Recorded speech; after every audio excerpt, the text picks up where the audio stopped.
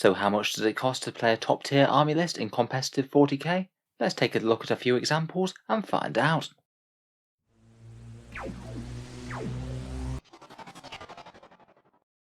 Hello and welcome back to Auspex Tactics, where today I thought it would be interesting to take a look at the price tag of some of the top lists around at the moment.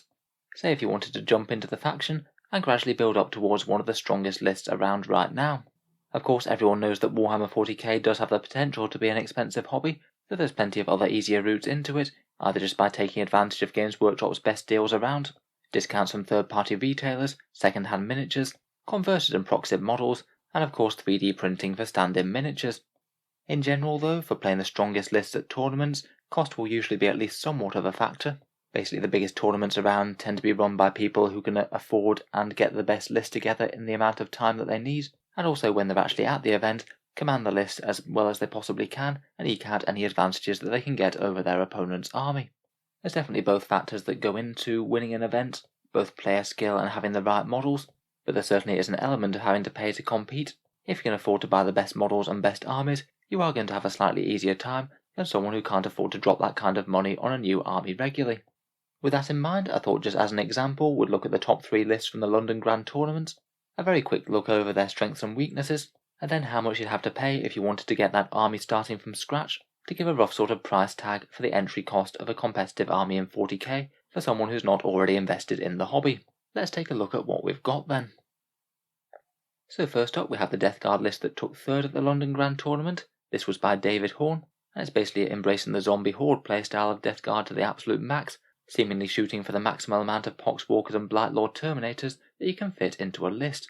It's using the Terminus S Strike Force formation, the infantry only one from the Charadon campaign book, and the one that gives Poxwalkers some really interesting options, such as making them faster to cross the board and also regenerate depleted squads.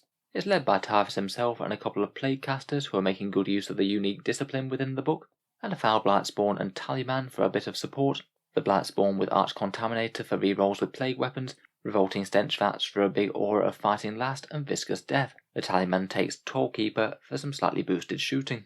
We've then got almost 100 Poxwalkers spread out over 5 units, 3 squads of Blightlord Terminators, the champions take Combi Melters and 1 champion takes the Plague Skull of Glothilla for some extra mortal wounds, 2 units of the very fighty Death Shroud Terminators where the champions take the extra Plague Spurt gauntlets, and then 2 individual Chaos Spawn, can be handy for certain secondaries or just contesting some primary objectives.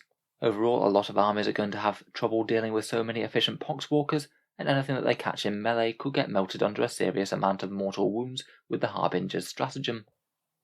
If we look at the price tag for this, then generally having a fair amount of characters is usually a good thing for it being a bit cheaper. Typhus is £25 or $40, the Foul Blightspawns and Tallyman are relatively cheap, £70.50 or $30 US. Currently the Malignant Plague Casters are a little bit hard to get hold of. From Games Workshop they're only available in a 3 model sprue, so typically I look to pick them up second hand for people who are splitting down that. So if you didn't want the other models which aren't needed for this list, I'd pick them up second hand, say off eBay. In the UK, including postage, they go for around about £20, around about $32 US. Obviously it could be a bit harder to get hold of though in countries where you don't have a bigger second hand model market. By far the most expensive aspect of the list are the Poxwalkers, £200 for 10 boxes of them or $35 US. And if you wanted some random free models thrown in, you could think about picking up the Death Guard Combat Patrol box. That would get you Typhus and 3 units of the Poxwalkers for the same price, and also give you some Plague Marines and a Virion character left over. So if you were buying this list, you'd have a few extra models left over. You could either sell them or just keep them for your expanded options for the Death Guard. Then 3 squads of Blightlord Terminators will be £105 or $130, 2 units of the Death Shroud £70 or $120, and you can get 2 Chaos Spawn in a box for £27.50 or $45. Overall that adds up into a grand total of £502.50 or $859, which gets you a 2,000 point competitive Death Guard list. If you were building a bit of a different flavour of Death Guard, I think you could bring the price down really quite a lot. A big chunk of that cost comes from the serious amount of Poxwalkers that you need for this. If you're going a little bit more elite and less hoardy, then it would cost a bit less. And you could potentially save quite a lot as well if you use some more generic zombie miniatures from another manufacturer as opposed to Games Workshop. Still though, interesting to see how much it would cost if you want to get one of the most competitive Death Guard lists around from a standing start.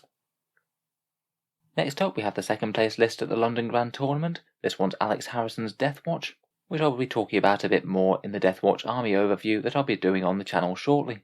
In any case though, the majority of the list is a Primaris captain and 2 Tech Marines, buffing an enormous castle of dreadnoughts, with 3 Redemptors with the Macroplasma, Icarus and Onslaught Gatling cannons, 3 Relic Contemptors with the twin Volkite Culverins, 2 also taking Cyclone missiles as well, a Sicarian Arcus tank with the Heavy Bolter for some ignores line of sight firepower, and then 5 units of deep striking veterans all with frag cannons, 2 squads in a drop pod, and 1 squad I believe in the Teleportarium.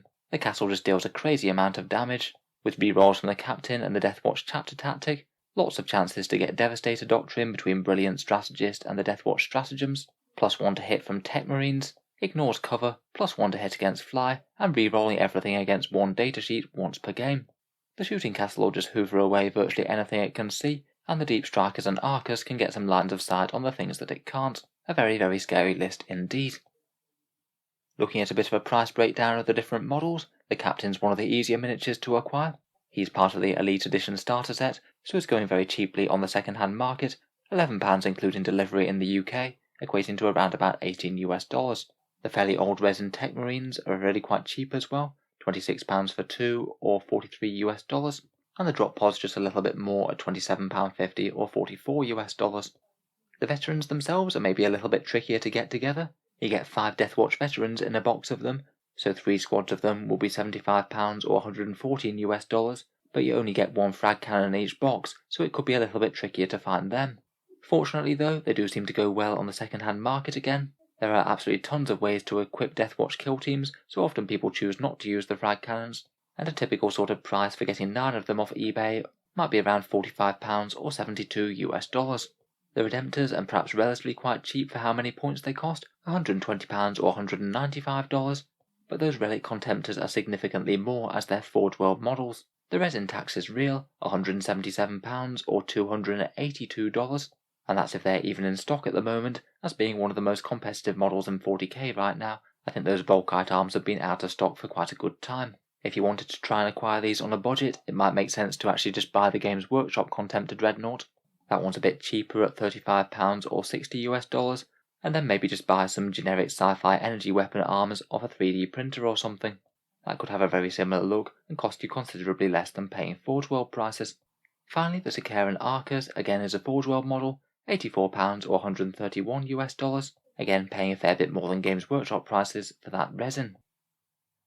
Overall this works out at very slightly more than the Death Guard, £565 or $899, though I must admit this army could be done at a relatively decent budget if you stuck to the actual Space Marine options from Games Workshop as opposed to dipping into Forge World.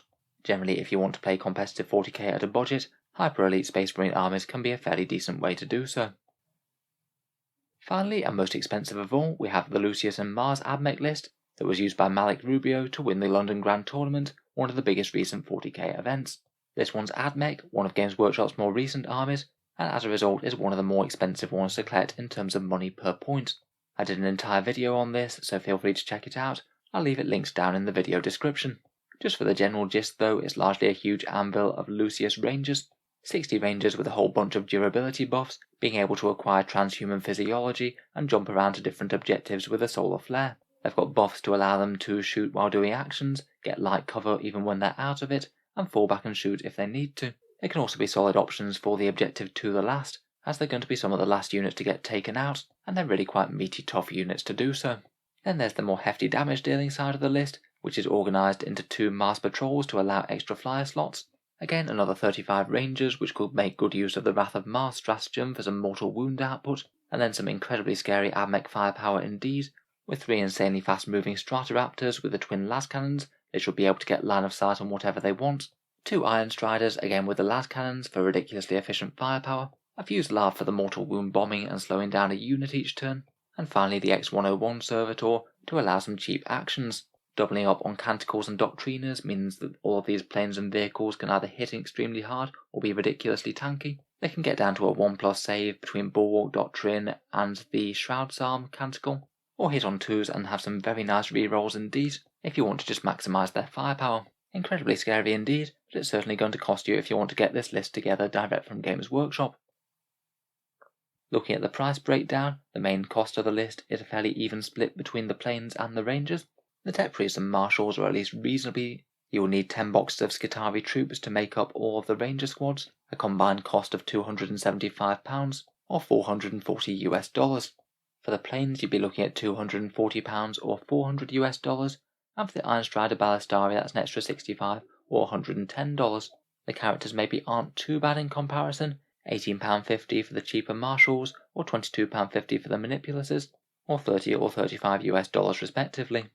Finally, X101 is a custom servitor from the Blackstone Fortress box, though I guess you could certainly convert your own of him. If you wanted the official miniature though, the eBay prices at the moment are £25 or $40 on the second-hand marketplace at the moment. The total does put this list significantly more expensive than the other two in the top three, a pretty whopping £687 or $1,120. Generally, almost whichever way you play them, Admech do tend to be a very expensive faction to play. A lot of their units are just relatively inexpensive points-wise, but still cost a fair amount to buy from Games Workshop. I do find it kind of interesting that the more you spend out of this top three, the better you seem to do. Though I must admit I think that that's down to chance in this circumstance. All of the lists are ridiculously solid, and there are loads of other very expensive Admech lists that finished throughout the rest of the placings and didn't make it into the top three. Overall though, that does seem to give us a very rough estimate of what you have to spend if you want to have an absolute top tier competitive army in 40k right now. Somewhere between £500 and £700, or around $800 to $1,100. Of course, I think it would be a very unusual thing for anyone to just go out and spend that much all in one go. Generally with 40k armies, you gradually build things up over a very long period of time, and then when a new codex comes out, they might adapt and tweak their list a bit, and perhaps make a few more purchases for units that have become more interesting or fun to play with.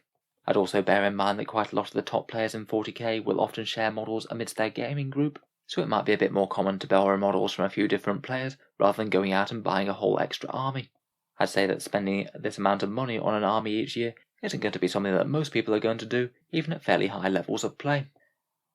In any case, let me know what you think about the cost of a competitive army of 40k right now. I look forward to hearing your thoughts and insights down in the comments below. If you've enjoyed the video, then feel free to subscribe to Auspex Tactics, or I'll certainly keep these regular 40k videos coming, with plenty of 40k tactics discussions, and also a bit about the buying and selling of Warhammer from time to time. Finally, if you have been enjoying the videos on the channel, I would just like to mention that Auspex Tactics does have a Patreon page, which is how I can continue to make so many videos quite so regularly. If you are enjoying a lot, any support is enormously appreciated, and you can find the link down in the video description below. I do try and give a fair few rewards to channel backers. You get to see certain videos early, regular votes to see what sort of things happen next on the channel, and automatic entry into the regular prize giveaways with a chance to win some really big model kits each month. If any of that sounds good to you, or you'd just like to help support, then the link is down in the video description. In any case, an absolutely enormous thank you for listening, and I'll hope to see you guys next time.